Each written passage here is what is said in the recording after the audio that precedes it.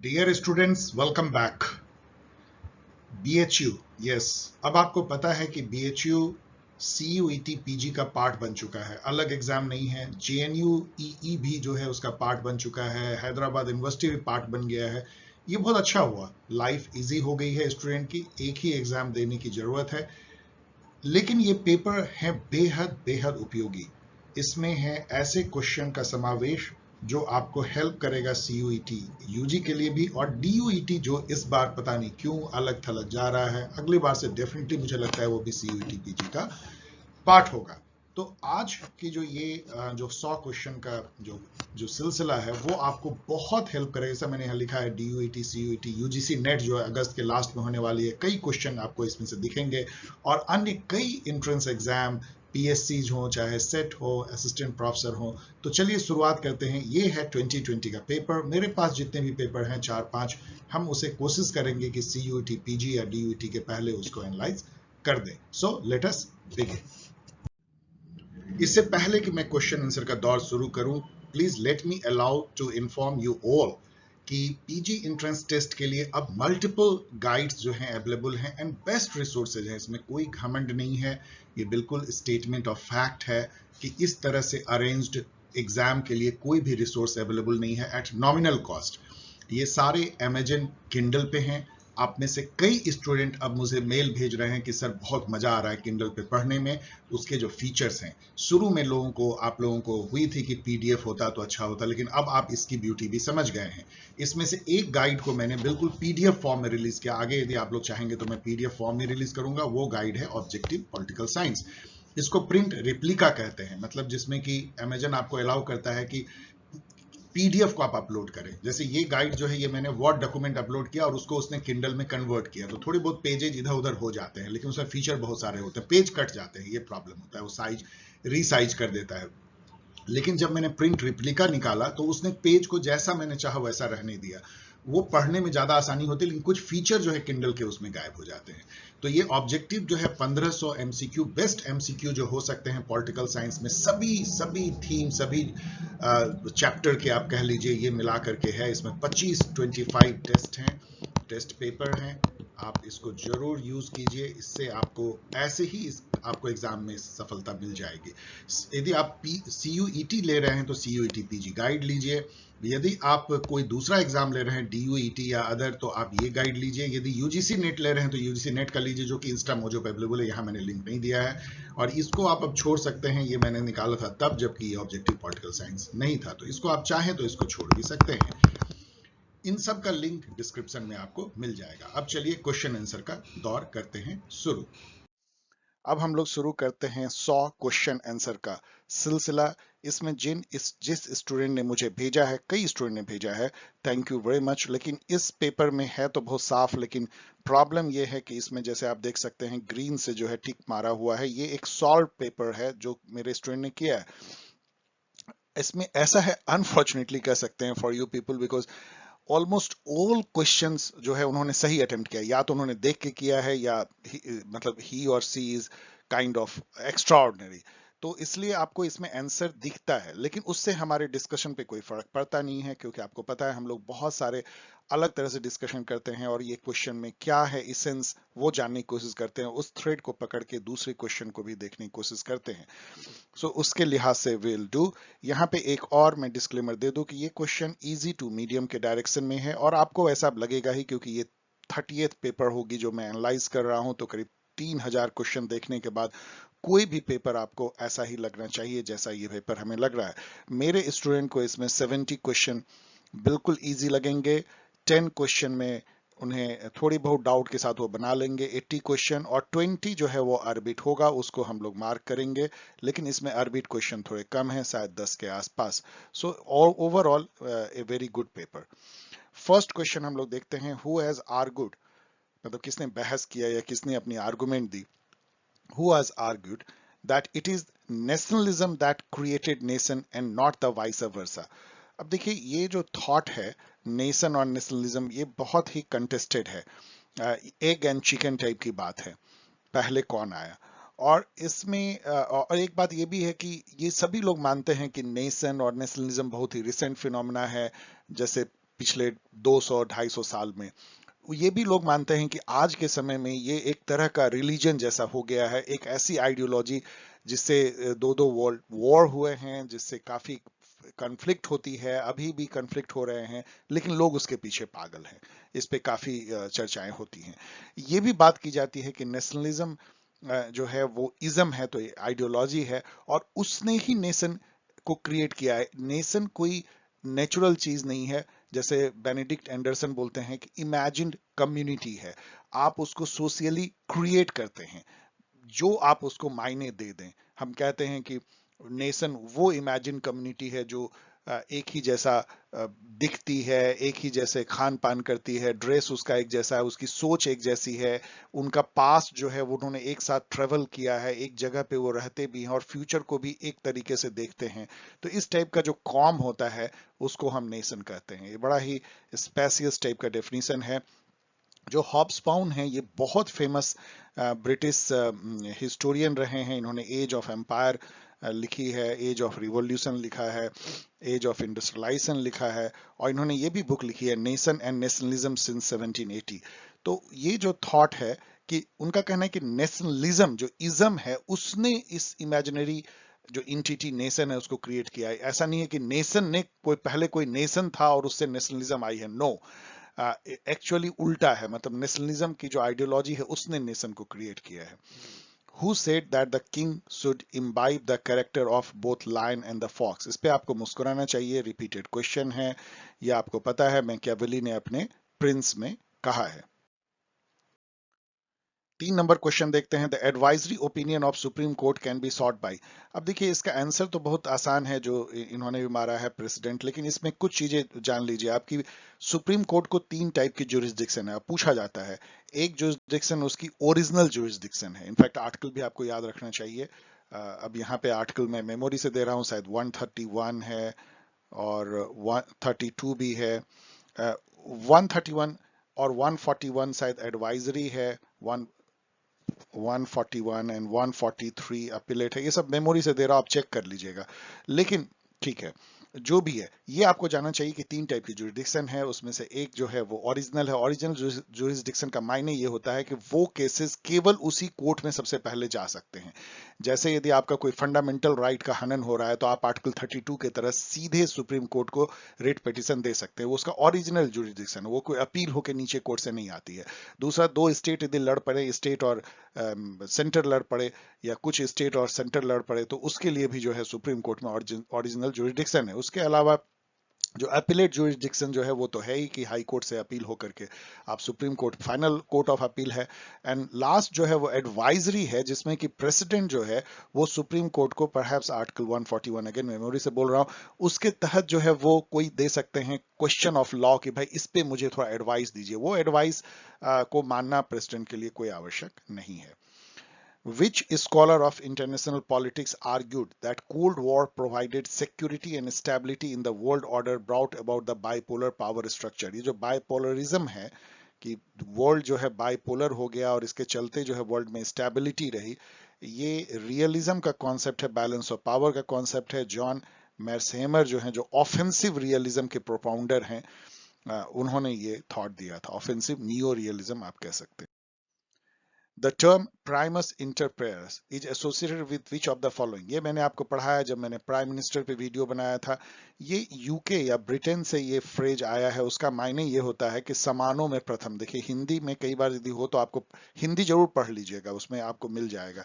अब मतलब कि सभी लोग समान हैं लेकिन उसमें से फर्स्ट।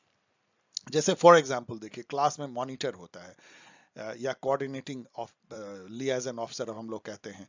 तो वो क्या होता है, वो भी क्लास के हर बच्चे के बराबर है, ऐसा कुछ नहीं है कि वो बहुत उससे ऊपर है, लेकिन उसको एक स्पेशल रिस्पॉन्सिबिलिटी दी जाती है कोऑर्डिनेट करने का, रिपोर्ट करने का एंड ऑल।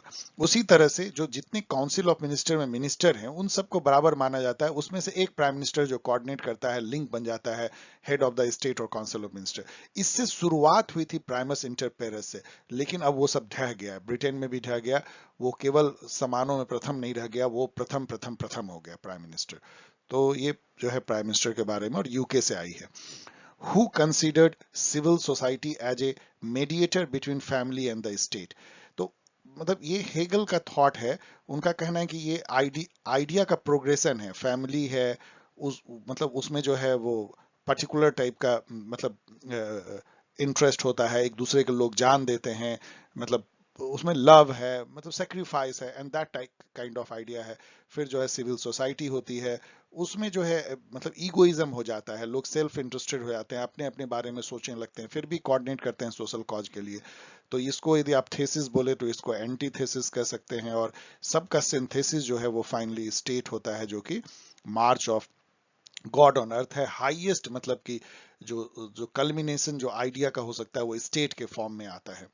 तो ये उनका कहना है फ्रेडरिक हेगल का।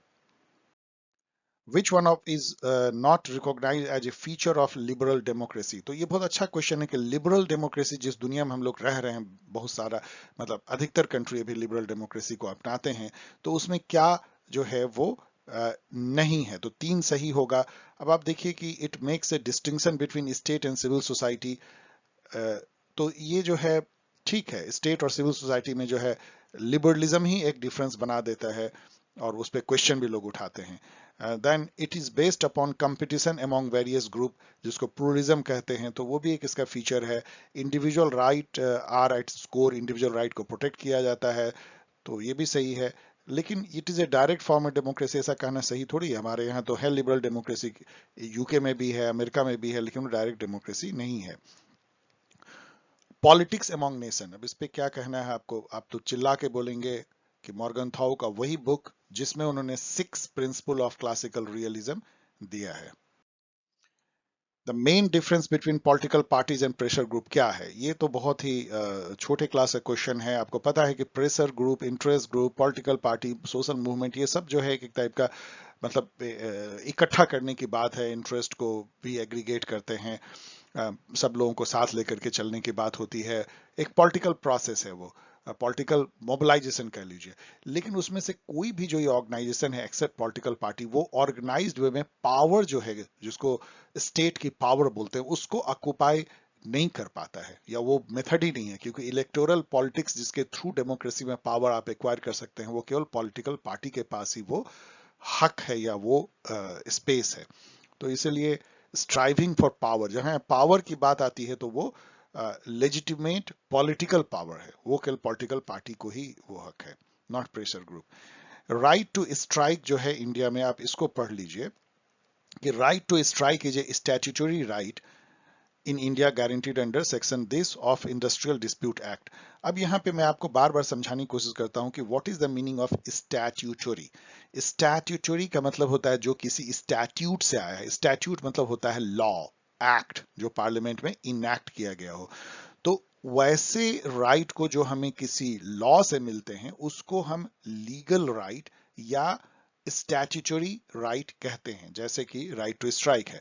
कुछ राइट हमें जो है वो कॉन्स्टिट्यूशन में मिलते हैं लिखे हुए, जैसे ये राइट कॉन्स्टिट्यूशन में लिखा हुआ नहीं है, ये एक्ट में लिखा हुआ है, इसलिए वो थोड़ा छोटा राइट है। यदि कॉन्स्टिट्यूशन में लिख दिया जाए तो वो भी 2 टाइप का होता है। एक, यदि वो पार्ट 3 में लिख दिया जाए तो वो फंडामेंटल राइट हो जाता है, लाइक राइट टू इक्वलिटी। ये हमारा आर्टिकल 14 से 18 तक जो है फंडामेंटल कॉन्स्टिट्यूशनल राइट है। 2 फंडामेंटल है और कॉन्स्टिट्यूशनल है।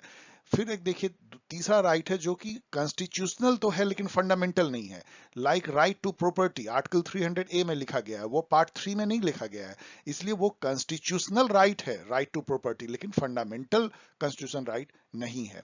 और कुछ राइट जो है कन्वेंशनल राइट होते हैं, ना तो वो कॉन्स्टिट्यूशन में लिखे हुए हैं किसी भी पार्ट में, ना वो कोई लीगल राइट है, स्टैट्यूट में भी नहीं है, लेकिन एज ए कन्वेंशन चला आ रहा है। तो वो राइट भी, जैसे कि बहनों का राइट है कि राखी बांधती है तो उनको गिफ्ट मिलना चाहिए, कन्वेंशनल राइट।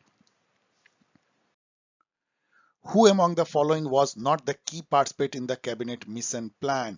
ये क्वेश्चन बार बार आता है। कैबिनेट मिशन प्लान के बारे में थोड़ा पढ़ लीजिएगा। BHU is bit heavy on India's independence struggle और थोड़ा हिस्ट्री, तो उस बारे में देख लीजिए। कैबिनेट मिशन प्लान में 3 मेंबर थे, उसको याद ही कर लीजिए। यहाँ पे स्टैफर्ड क्रिप्स, जिन्होंने क्रिप्स मिशन में भी वो आए थे 1942 में, पैट्रिक लॉरेंस और A.V. अलेक्जेंडर। ये तो लॉर्ड वॉवेल जो है वो 1945 के टाइम में वाइसराय थे, तो ये सही है। ये नहीं थे, लेकिन ये तीनों को याद कर लीजिए।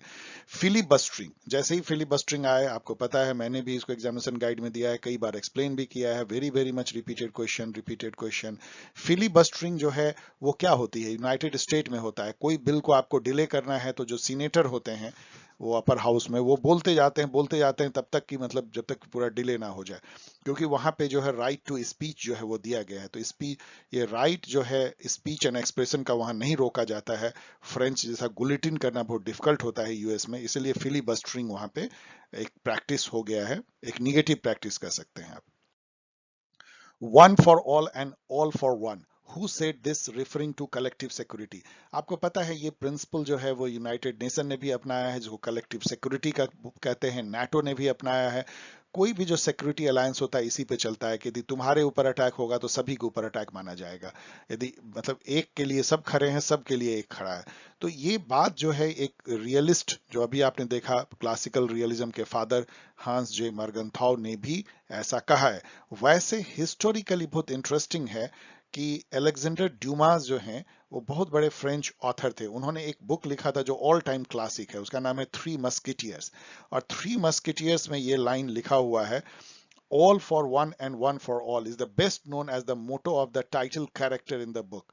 तो ये वहां से आया है, लेकिन अभी भी चलिए ये रियलिज्म में भी ये आ गया है। और अलेक्जेंडर ड्यूमास की ये बुक फॉर्चुनेटली मैंने जो है पढ़ी है, बहुत इंटरेस्टिंग बुक है। NN Vora committee is related with, अब ये तो फैक्चुअल क्वेश्चन है, ये थोड़ा डिफिकल्ट, चलिए मैं इसको डिफिकल्ट के श्रेणी में आता हूँ, not arbit, good question. NN Vora committee जो है वो फैक्चुअल है, इसको चलिए एफ कैटेगरी में रखते हैं, मतलब आप जानते हैं तो जानते हैं। तो क्रिमिनलाइजेशन ऑफ पॉलिटिक्स के बारे में है, बस इतना जान लीजिए कि कैसे जो नेक्सस बनता है क्रिमिनल का, पॉलिटिशियन का, ब्यूरोक्रेट का, और उससे कैसे जो है पॉलिटिक्स क्रिमिनलाइज होती है, उस पे एनएन वोरा की बहुत ही स्केथिंग जो है वो रिपोर्ट है। वैटेलिज्म इज फाउंड इन, अब ये जो है वेटेलिज्म जो है ये तो समझिए अर्बिट क्वेश्चन नंबर 1 है, मतलब इसको आपको ना तो जानने की जरूरत है ना आगे कभी जरूरत पड़ेगी। वेटेलिज्म जो है वहां पे यूनाइटेड किंगडम में ट्रेड, मतलब एक इंडस्ट्रियल प्रैक्टिस है जहां पे कि ट्रेड यूनियन और जो मैनेजमेंट है वो मिल करके अपने प्रॉब्लम को सुलझाते हैं, उसके लिए परमानेंट कमेटी जैसी है। Which of the following term is associated with upward mobilisation, ये क्वेश्चन है रिपीटेड, इंपॉर्टेंट बट डिफिकल्ट। देखिए अपवर्ड मोबिलाइजेशन जो है इसको यदि आप इस नाम से बोले तो आप कहेंगे कि सर अब मैं जानता हूं। संस्कृताइजेशन मैंने कई बार बताया है, इसमें एम एन श्रीनिवास को भी याद कीजिए। एम एन श्रीनिवास एक सोशियोलॉजिस्ट हैं इंडिया के, बहुत फेमस, उन्होंने बुक लिखा है और ऐसे भी लिखा है कास्ट इन इंडिया। तो कास्ट इन इंडिया वो बुक भी मैंने पढ़ी है, उसमें उन्होंने इतना इंटरेस्टिंग रीजन वाइज एनालिसिस किया है कास्ट का। उसमें एक जो थॉट है वो संस्कृताइजेशन के, इसको अपवर्ड मूवमेंट आप कह सकते हैं। उनका कहना है कि जो मिडिल क्लास जनरली होते हैं, जिनको कि बहुत ज्यादा रिसोर्सेज मिल जाता है खेती से या किसी चीज से, थोड़े ट्रेड से अमीर हो जाते हैं, तो वो कास्ट हिरार्की में ऊपर उठना चाहते हैं, वो भी ब्राह्मण क्षत्रिय के ऐसा उठना चाहते हैं। उसके लिए वो जो है खान पान, ड्रेस और अपना जो रिचुअल्स है वो सब वो ब्राह्मण क्षत्रियों वाले अपनाने लगते हैं। जैसे मांस मछली छोड़ देंगे, जनेऊ को धारण करके वो दिखाएंगे और उस टाइप का फास्ट रखेंगे, जिससे कि लोग उनको जो है वो हायरार्की में ऊपर मानना शुरू कर दे। ये जो प्रोसेस होता है उसको संस्कृताइजेशन कहते हैं। एम एन श्रीनिवास ने ये दिया है। तो यहाँ तो क्वेश्चन बहुत आसान है कि अपवर्ड मोबिलाइजेशन जो टर्म है वो किससे रिलेटेड है। ये बहुत छोटा क्वेश्चन है, लेकिन बड़ा क्वेश्चन भी ऐसा पूछा गया है। Which one is the correct match among the following, तो एक ही करेक्ट होगा, बाकी सब गलत होगा। चाइना में कोई माओइस्ट पार्टी नहीं है, पता है आपको। वहां पे कम्युनिस्ट पार्टी है। स्विट्जरलैंड में जो है बिल्कुल सही है, क्रिश्चियन डेमोक्रेटिक पीपुल्स पार्टी। अब जहां क्रिश्चियन लग जाए ना वहां समझिए वो कंजर्वेटिव पार्टी है। एक बात अब याद रखिएगा। दूसरा याद रखिएगा कि यूरोप में कंजर्वेटिव जो पार्टी है वो सबसे इंपॉर्टेंट और स्ट्रांग पार्टीज हैं। क्रिश्चियन डेमोक्रेटिक, डेमोक्रेसी को बहुत मानते हैं, और वो उसी तरह की पार्टी हैं जैसे कि कंजर्वेटिव पार्टी यूनाइटेड किंगडम में है, या जैसे रिपब्लिकन पार्टी जो है वो यूएसए में है, उस टाइप की। यूके में जो है कोई रिपब्लिकन पार्टी नहीं है, ये यूएसए में है। वहां पे जो 3 पार्टी यूके में है मैंने आपको पढ़ाया है। कंजर्वेटिव पार्टी, उसको टोरीज भी बोलते हैं। लिबरल पार्टी जो अब खत्म हो गई है, जो पहले बहुत पहले शुरू में विग कहलाती थी कई सौ साल पहले। और थर्ड पार्टी जो है लेबर पार्टी है, जो कि लेफ्ट ओरिएंटेड है। यूएसए में कंजर्वेटिव पार्टी ने, यूके में इन्होंने पलट दिया यहाँ पे। विच ऑफ द, सॉरी छोटा सा दिख रहा होगा, विच of the following was not one of the 4 goals of new public administration. तो ये तो मैं बार बार हर वीडियो में मैं देता हूं कि इसके जो 4-5 जो थीम है, relevance, value, social equity, change, client focus, अब उसमें से चेक कर लीजिए, इसमें चेंज है, वैल्यू है, रिलेवेंस है, लिबर्टी नहीं है, इसलिए यही सही है। अब इसको चलिए हम लोग गेम खेलेंगे मैचिंग में। पॉलिटिकल सिस्टम से सबसे आइए पॉलिटिकल कल्चर। आपको पता है कि अल्मंड एंड वर्वा ने जो है बुक लिखा था सिविक कल्चर 1963 में, उसमें उन्होंने पॉलिटिकल कल्चर को डिवाइड किया था। तो 3 के बी से क्या कोई बात बनती है? 3 के बी से 2, यस, 50-50 गेम हम लोगों ने खेल लिया। इसको खत्म कर लीजिए, इसको खत्म कर लीजिए। अब आइए, आपको पता है कि लूसियन पाई ने जो है पॉलिटिकल डेवलपमेंट का कॉन्सेप्ट दिया है, ये भी मैंने कई बार आपको बताया है। तो 2 का ए कहाँ पे है? इन दोनों में ही केवल हमको देखना है। अब इस 2 का ए इसमें है, इसका मतलब इसको भी हमने एलिमिनेट कर दिया और ये सही कर लिया। अब बाकी को केवल मैच कर लेते हैं। पॉलिटिकल सिस्टम अप्रोच जो है वो डेविड ईस्टन से हमेशा मैच कीजिए। और पॉलिटिकल मॉडर्नाइजेशन आपको उटपटांग लग रहा होगा, क्योंकि सैमुअल हंटिंगटन, तो आप दो चीजों से जोड़ते हैं, class of civilisation and third wave democratisation. लेकिन आज तीसरा भी जान लीजिए कि उन्होंने पॉलिटिकल मॉडर्नाइजेशन थ्योरी को की बुराई की है, यहां पे ऐसे देना नहीं चाहिए था। He is critic of modernisation theory. Modernisation and developmental theory जो है वो 1960s में आई थी। इसे लूसियन पाई उसके एक प्रोपोनेंट हैं, जिसमें ये कहा जाता था, यूएस द्वारा स्पॉन्सर्ड था, कम्युनिज्म को रोकने के लिए था। उसमें थर्ड वर्ल्ड को ये सिखाया गया था कि भाई देखो, मॉडर्नाइज और डेवलप होने का एक ही फिक्स रास्ता है जो हम लोगों ने तय कर लिया। अब तुम हमारे भाई हो, पिछड़ गए हो, उसी रास्ते पे चल के तुम भी मॉडर्न और डेवलप हो सकते हो, हम तुमको हेल्प करेंगे। This was the theory of modernisation, जिसको कि सैमुअल हंटिंगटन ने काटा था, क्योंकि वो कल्चरल स्पेसिफिक डेवलपमेंट की बात करते थे। The opposite of spoil system, इस पे तो मैंने कितनी बार आप लोग को बताया है। Spoil system, Jackson, Garfield, USA, उसके बाद वो मेरिट सिस्टम बना, पेंडल्टन एक्ट, ये सब याद होगा आपको। तो मेरिट सिस्टम उसका अपोजिट है, इसको पैट्रोनेज सिस्टम भी कहते हैं। Bay of Pigs, very very repeated, यदि आपको याद हो, कम से कम 5 बार हम लोगों ने चर्चा किया है। ये 1962 में जो मिसाइल, क्यूबन मिसाइल क्राइसिस हुई थी यूएसएसआर और यूएसए के बीच में, कोल्ड वॉर में हाइटेंड न्यूक्लियर वॉर के कगार पे वर्ल्ड पहुंच गया था। उसमें बे ऑफ पिग्स भी एक छोटा सा अध्याय है, जिसमें यूएसए ने एक फेल्ड अटेम्प्ट किया था एक कू करने का, जिसमें कि फिडेल कास्ट्रो के सरकार को गिरा दिया जाए, उसे हो नहीं पाया। तो क्यूबन क्राइसिस से वो जुड़ा हुआ है। For a party to be recognized as a national party, it has to be recognized as a state party in how many state? ये 2 बार रिपीटेड है, ये 4 स्टेट में आपको याद है। यहां से एक क्लू लीजिए और सीधा याद कर लीजिए, जो मैंने एग्जामिनेशन गाइड में भी दिया है, वीडियो में भी बताया है कि नेशनल पार्टी होने का क्या क्राइटेरिया है। ये थोड़ा ठीक से पढ़ लीजिए, कितने परसेंट वोट आप लाएंगे 3 स्टेट में, कितने सीट लाएंगे, 2% से अधिक सीट, लगभग 11 सीट आपको लाना पड़ता है, 3 स्टेट में वो फैले होने चाहिए। इसके अलावा 6% वोट भी आप 4 स्टेट में ला सकते हैं, 4 स्टेट में आप स्टेट पार्टी हो सकते हैं। तो ये सब नेशनल पार्टी का क्राइटेरिया क्या है, स्टेट पार्टी बनने के क्या क्राइटेरिया है, ये सब देख लीजिए। The concept of hegemony was developed initially by, तो आप ये तो मतलब इतना रिपीटेड है कि आप चिल्ला के कहेंगे कि एंटोनियो ग्राम्स्की। आप यहाँ पे उनके बुक को भी याद करेंगे, द प्रिजन नोटबुक 1920s में लिखा उन्होंने जरूर था, छपी थी बहुत बाद में, क्योंकि उस समय तो उसको छापना पॉसिबल हुआ नहीं था। How many parts of the state are there in Manu's theory of state, जो मनु स्मृति है उसमें भी जो है सप्तांग थ्योरी, उसमें भी 7 लिम्स जैसा उसको प्राकृत कहा गया है।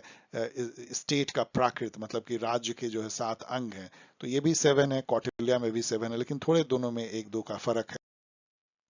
Who has said that state is the march of God on earth? अभी जस्ट हम लोगों ने चर्चा किया है, हेगल ने ऐसा कहा था। Who defined the civil services as a professional body of officials, permanent, paid and skilled? तो सिविल सर्विसेज में बहुत ज्यादा फाइनर ने लिखा है, इनका नाम भी याद कर लीजिए। उन्होंने ये कहा था, ये अर्बिट क्वेश्चन नंबर 2 है। अब ये सब याद थोड़ी आप रख सकते हैं किसने क्या कहा था, सबसे अर्बिट होता है किसने क्या कहा था।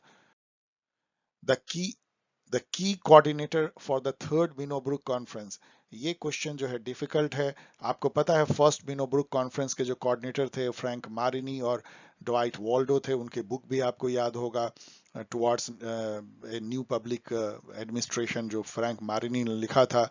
And public administration in troubled time, कुछ इस टाइप का बुक जो है लिखा था ड्वाइट वॉल्डो ने 1970s में। ये सब बुक थी। 1968 में फर्स्ट मिनोब्रुक कॉन्फ्रेंस हुआ था जिससे एनपी आया था। सेकंड मिनोब्रुक कॉन्फ्रेंस जो है 1988 में होता है 20 इयर्स बाद, जिसमें कि एनपीएम का कॉन्सेप्ट आया। Third Minnowbrook conference again 20 years के बाद 2008 में आता है। वहां पे गवर्नेंस की काफी चर्चा होती है, गुड गवर्नेंस एंड ऑल। लेकिन ये हम लोगों ने कभी नहीं देखा था कि उसके कौन कोऑर्डिनेटर थे। अब यहाँ पे उन्होंने पूछ दिया है तो ये एक अर्बिट क्वेश्चन हो गया, या अर्बिट भी है, डिफिकल्ट भी है। अर्बिट क्वेश्चन नंबर 3 तो रोजमेरी ओ लेडी। लेकिन आपको चिंता करने की जरूरत है नहीं, क्योंकि 70 से ज्यादा क्वेश्चन इसमें इतने अच्छे हैं कि आप आराम से उसको कर लेंगे। यदि आप मेरे साथ बने हुए हैं तो इन तरह के क्वेश्चन को मुस्कुरा के आगे निकल सकते हैं। यदि निगेटिव मार्किंग नहीं है तो लास्ट में इसमें ए बी बी कर सकते हैं। The Hawthorne studies conducted on workers in a plant was. Hawthorne study देखते ही क्या करना है? यस, आगे सोचना नहीं है, केवल इल्टन मायो खोजना है और उसको टिक मार देना है। The home rule league movement in India was started. Again ये हिस्ट्री है, क्वेश्चन है, लेकिन डिफिकल्ट नहीं है। आपको पता है कि तिलक जी ने एनी बेसेंट के साथ मिलकर होम रूल लीग मूवमेंट चलाया था। एक तरह का independence movement, Swaraj. Home rule मतलब क्या है? हमारा खुद का अपना राज दे दो। तिलक जी ने जो स्वराज मेरा जन्मसिद्ध अधिकार है वो कहा था, तो उसको भी याद कर लीजिए। Poona pact is also known as. अब ये तो बहुत ही रिपीटेड क्वेश्चन है, ये भी रिपीटेड है। पूना पैक्ट गांधी और अंबेडकर के बीच में पैक्ट हुआ था। यहाँ पे मैं आपको एक इंटरेस्टिंग बात बताऊं जिसमें मैं भी जो है कंफ्यूज हो गया था, मुझे भी ठीक से पता भी नहीं था कि इसमें जो साइन हुए थे वो अंबेडकर जी ने अपनी तरफ से खुद साइन किया, लेकिन गांधी जी साइन करने नहीं गए थे। चाहे कि हो सकता बीमार होंगे, इतने दिन का फास्ट था, तो उनके बदले में मदन मोहन मालवीय जी ने साइन किया था। और एक जगह ये क्वेश्चन पूछ दिया किसी एग्जाम में, तो इसको अभी याद कर लीजिए आप। एंड ऑफ आइडियोलॉजी, ये मैंने कई बार आपको पढ़ाया है। End of ideology Daniel Bell, ये 60s में बुक लिखी गई थी। फिर 80s के लास्ट में जो है एंड ऑफ हिस्ट्री फुकुयामा ने लिखा, और क्लास ऑफ सिविलाइजेशन हटिंगटन ने लिखा। इन तीनों बुक को कभी भूलिएगा मत। Who has written the essay can the subaltern speak. अब ये जो है डिफिकल्ट क्वेश्चन है, आर्बिट भी है। बुक किसने लिखा है ये भी बहुत आसान नहीं होता जब तक कि बुक बहुत फेमस ना हो, like politics among nation type का, या प्रिंस, और या सोशल कॉन्ट्रैक्ट जैसे, या प्लेटो के रिपब्लिक एंड एरिस्टोटल का पॉलिटिक्स जैसा। ऐसे 50 बुक तो आपको याद हो गए होंगे, लेकिन ये सब बुक कौन याद रख सकता है? Can the subaltern speak. लेकिन चलिए ठीक है, यहाँ इनका नाम है भी स्पिवैक है, गायत्री चक्रवर्ती स्पिवैक। तो ठीक है, याद कर लीजिए। सबअल्टर्न कौन होते हैं ये मुझे लगता है अब आपको बताने की जरूरत नहीं है। गरीब, गुरवा, दबे कुचले, मलजूम लोग जो होते हैं वो सब अल्टर्न है। और उनके नजरिए से जब आप पॉलिटिक्स को स्टडी करते हैं वो क्या सोचते हैं, तो वो सब अल्टर्न स्टडीज होती है। The idea of nationalism in terms of imagine community, इस पे अभी जस्ट हम लोगों ने कितनी चर्चा की फर्स्ट क्वेश्चन में ही। बेनेडिक्ट एंडरसन ने बुक भी लिखा है, इमेजिन कम्युनिटी और nation as a imagined community. Who was the first thinker to have advocated ecology of administration. इस पे आपको चीख पढ़ना चाहिए, आपको पता होना चाहिए। यस, आप एकदम सही सोच रहे हैं, ये हैं फ्रेड रिग्स। फ्रेड रिग्स का नाम आते ही आपको प्रिज्मेटिक सोसाइटी का याद आना चाहिए, स्ट्रक्चरल फंक्शनल अप्रोच याद आना जाना चाहिए। किस कंट्री में उन्होंने किया था, इतना आर्बिट्री पूछते हैं। उसमें इंडिया है, फिलीपींस है, थाईलैंड है, ये सब भी आपको याद होना चाहिए। और इससे अधिक तो पूछते नहीं है। साला मॉडल भी कई बार पूछा है कि साला का मतलब, साला किस कहां से वर्ड आया, स्पेनिश वर्ड है। बाजार कैंटीन एंड साला मॉडल उन्होंने बताया है। इससे अधिक तो नहीं पूछा गया। Which of the following authority system was not advocate by Max Weber. ये कितनी बार रिपीट हुई है? 3 टाइप की ऑथोरिटी, अब तक तो आपको याद हो गया होगा। आप मेरे साथ बोल सकते हैं, traditional, charismatic and legal rational. Modern जमाने में क्या होगा? लीगल रैशनल, उसी से मॉडर्निटी आती है। Modern organisation is led by legal rational authority. इस टाइप की कोई ऑथोरिटी नहीं है, ऑड वन आउट है। The concept of democratic deficit indicate. अब इन्होंने बहुत अच्छा ऑप्शन नहीं दिया है, लेकिन आपको यह जानना चाहिए कि डेमोक्रेटिक डेफिसिट जो टर्म है उसका मायने क्या होता है। डेमोक्रेसी के इसेंस से यदि हिली हुई जो व्यवस्था हो, मतलब जो सरकार है वो जो स्पिरिट है डेमोक्रेसी से उससे नहीं चल रही है, तो डेमोक्रेटिक डेफिसिट है। जैसे कि लोगों का पार्टिसिपेशन होना चाहिए, डेलिब्रेशन होना चाहिए, जो लेजिस्लेचर है वो एग्जीक्यूटिव उसको अकाउंटेबल होना चाहिए, जो कोर्ट है वो इंडिपेंडेंट होनी चाहिए, इंस्टीट्यूशन जो है ऑटोनोमस होना चाहिए, रूल ऑफ लॉ होना चाहिए। ये सब चीजें यदि नहीं है, वो डाइल्यूट हो रहा है, तो डेमोक्रेटिक डेफिसिट है। तो गवर्नमेंट कहने को डेमोक्रेसी, लेकिन ट्रू डेमोक्रेसी नहीं है। अब इसमें सब में पढ़ेंगे तो एक ही सही बैठता है, lack of accountability of executive to popular assemblies. ठीक है, लेकिन बहुत अच्छा नहीं, क्योंकि ये सब भी डेमोक्रेटिक डेफिसिट है। Lack of serious discussion in the parliament is a democratic deficit, declining voting percentage election में डेमोक्रेटिक डेफिसिट, लोगों का इंटरेस्ट हट रहा है, declining number of political parties contesting election is also a kind of democratic deficit, लोगों का भरोसा नहीं रहा पॉलिटिकल पार्टीज पे ऑल। लेकिन चलिए ठीक है, ये अच्छे से फ्रेम नहीं है question. Which sociological thinker has discussed about the forms of authority? अब ये क्वेश्चन क्यों देना चाहिए? इसका मतलब कि किसी और ने ये क्वेश्चन सेट किया है, किसी और ने पिछला क्वेश्चन। जब आप एक बार आपने पूछ लिया स्टूडेंट को कि कितने टाइप के अथॉरिटी हैं, और तो क्या आप पूछेंगे कि वो किसने दिया, जबकि वहां आप मैक्स वेबर बता रहे हैं? तो दिस इज काइंड ऑफ कि जब कहीं का ईंट कहीं का रोड़ा आप जोड़ते हैं तो यही होती है। The delimitation commission is associated with. अब डेलिमिटेशन का मतलब क्या होता है? जो आपका कंस्टिट्यूएंसी होती है उसके बाउंड्री को फिर से फिक्स करना, और उसी में जेरी मेंडरिंग की जो है एक ट्रिक आ जाती है, मतलब एक तरह कहिए मैनिपुलेशन, जहां पे कि आप अपने यदि गवर्नमेंट करा रही है जो, तो कमीशन के थ्रू वो उस तरह से डेलिमिटेशन करेगी, मतलब कंस्टिट्यूएंसी के बाउंड्री को ऐसे छेड़छाड़ करेगी कि उसको पॉलिटिकली फायदा हो जाए, जेरी मेंडरिंग। तो कंस्टिट्यूएंसी को चेंज करना, क्योंकि पॉपुलेशन और माइग्रेशन से बहुत सारा चीज बदलता रहता है, तो time to time delimitation commission बैठती है, वो फिर से जो है कंस्टिट्यूएंसी के बाउंड्री को चेंज करती है। इनकरेक्ट पेयर का मतलब क्या है कि इसमें 3 पेयर करेक्ट करेक्ट हैं। तो अब यहाँ देखिए, भारतीय किसान यूनियन तो फार्मर्स के हैं, अभी भी एजिटेट कर रहे हैं, आपको पता है महेंद्र सिंह टिकैत उनके सबसे बड़े लीडर थे, अभी उनके बेटे उनको लीड कर रहे हैं। इंडियन बैंकिंग एसोसिएशन बैंकर्स का है। All India trade union Congress जो है वर्कर की ट्रेड यूनियन है। सेवा जो है मैंने यहाँ लिखा है, ये है सेल्फ एम्प्लॉयड वुमेन्स एसोसिएशन, इसको सेवा बोलते हैं, ये टीचर्स का नहीं है, इसलिए ऑड वन आउट है। Which of the following countries has single chambered legislature? ये रिपीटेड क्वेश्चन है, मैंने आपको बताया है। अमेरिका में तो आपको पता है 2 है, सीनेट और हाउस ऑफ रिप्रेजेंटेटिव, दोनों को मिला के कांग्रेस बोलते हैं। इंडिया में आपको पता ही है 2 है, लोकसभा राज्यसभा। फ्रांस में भी 2 है, और चाइना में केवल 1 है, जिसको कि क्या बोलते हैं, उसके पार्लियामेंट को शायद People's Congress, National People's Congress इस टाइप की कहते हैं, एक ही है उसमें। वहां पे जब पार्टी एक है तो फिर बाइकैमेरल का मतलब क्या है? The concept of line and staff agency in public administration is borrowed from। पहले तो आप ये समझिए, छोड़िए अभी इसको, लाइन एंड स्टाफ को एक बार फिर से समझ लीजिए। लाइन मैनेजमेंट वो होता है जो ऑर्गेनाइजेशन का कोर काम करता है। जैसे मान लीजिए कोई कंपनी बिस्किट बनाती है, ब्रिटानिया, तो उसमें जो भी लोग बिस्किट बनाने में लगे हुए हैं, जो उसके रॉ मटेरियल को ला रहे हैं, जो बिस्किट का ये कर रहे हैं, इवन मार्केटिंग, ये सब बिस्किट को जो बेच रहे हैं, ऐड बना रहे हैं, सब जो है वो लाइन मैनेजर, ऐड तो नहीं कहेंगे, लेकिन जो बिस्किट बना रहे हैं, पैकेजिंग भी कर रहे हैं, मेन जो जो एक्टिविटी में है। लेकिन जो स्टाफ है, जैसे कि वहाँ अस्पताल है, उसमें लोगों के वर्कर का केयर ले रहे हैं, देन फाइनेंशियल, लोगों का पे बिल बना रहे हैं, सिक्योरिटी गार्ड बैठे हुए हैं कि बिस्किट कोई लूट ना ले, एंड ऑल टाइप ऑफ। तो ये जो सपोर्ट एक्टिविटी करने वाला ऑर्गेनाइजेशन होता है, मतलब डिपार्टमेंट होते हैं ऑर्गेनाइजेशन में, उसको स्टाफ एजेंसीज बोलते हैं, और जो मेन काम करने वाले लाइन होते हैं। उसको डायग्राम में ऐसे दिखाते हैं कि लाइन जो है वर्टिकल होता है, स्टाफ हॉरिजेंटल होता है, क्योंकि स्टाफ जो है वो सब पैरेलल एक दूसरे से मिलते हैं। मान लीजिए कि हॉस्पिटल का इंचार्ज है, सिक्योरिटी का इंचार्ज, एक दूसरे से वो हायरार्की में नहीं होते हैं, वो पैरेलल होते हैं, जबकि लाइन में हमेशा जो है यूनिटी ऑफ कमांड होती है, हायरार्की होती है, एक से लेकर नीचे तक में। तो ये लिया जो गया है, अब इसको समझिए, ये मिलिट्री एडमिनिस्ट्रेशन से लिया गया। बहुत कुछ पब्लिक एडमिनिस्ट्रेशन में मिलिट्री से लिया गया है, क्योंकि सिविल एडमिनिस्ट्रेशन से पहले जो है मिलिट्री आ गई थी, तो उसमें जो मैनेजमेंट प्रैक्टिस अपनाई गई, उसको जो है सिविल एडमिनिस्ट्रेशन में भी ले लिया गया। The immediate cause for the start of the non cooperation movement क्या था? तो इसमें जो है रॉलेट एक्ट और जालियांवाला बाग मैसेकर में कंपटीशन हो सकता है, लेकिन मुझे लगता है कि इन्होंने सही मारा है। जो सबसे बड़ा जो फैक्टर था, जो इमीडिएट था, वो जालियांवाला बाग मैसेकर था। रॉलेट एक्ट के चलते ही तो जालियांवाला बाग हुआ था, और उसके चलते वो मैसेकर हुई। विच of the following is not a feature of caste system? अब ये तो आपको मैंने कास्ट सिस्टम पढ़ा है, आपको भी पता होगा कि हेरिडिटरी स्टेटस होती है, मतलब जन्म से होता है।